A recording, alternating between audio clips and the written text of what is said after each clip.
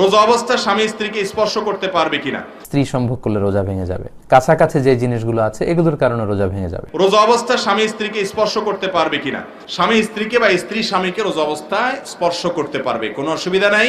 এবং স্পর্শ করা ব্যাপারে নবী করিম সাল্লাল্লাহু আলাইহি ওয়াসাল্লামের হাদিস থেকে স্পষ্ট অনুমোদনও আছে। তবে এই স্পর্শ করার ফলে যদি তাদের রোজা ভঙ্গ হয়ে যাওয়ার উপক্রম হতে পারে, এরকম পরিস্থিতি হবে বলে মনে হয়, নিজেদেরকে নিয়ন্ত্রণ করতে পারবে না মনে হয়, ওই পর্যায় পর্যন্ত যাওয়া জায়েজ নাই।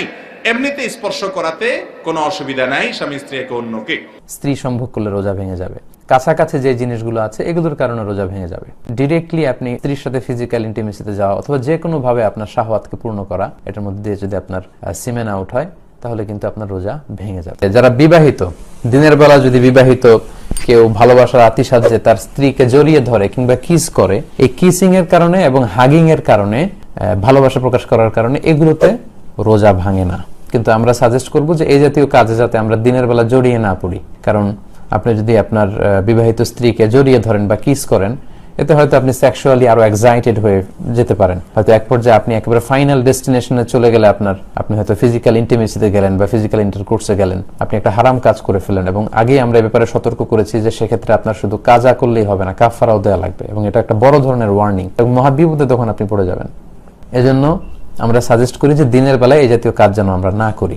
তারপরেও কেউ যদি ভালোবাসার আতিশায্যে দিনের বেলায় আপনার স্ত্রীকে যদি আপনি জড়িয়ে ধরেন বা চুমু খান, এতে কিন্তু আপনার রোজা ইনশাআল্লাহ ভাঙবে না। এর দলিল হচ্ছে সহিহ মুসলিমের হাদিস, আম্মা জান আয়েশা রাদিয়াল্লাহু তাআলা আনহা, আল্লাহ রাসূল সাল্লাল্লাহু আলাইহি ওয়াসাল্লামের প্রিয়তমা সহধর্মিণী, তিনি নিজেই বর্ণনা করছেন যে তিনি বলছেন, কানা নাবিয়্যু সাল্লাল্লাহু আলাইহি ওয়াসাল্লাম ইউকাব্বিলু ওয়া হুয়া সাইম।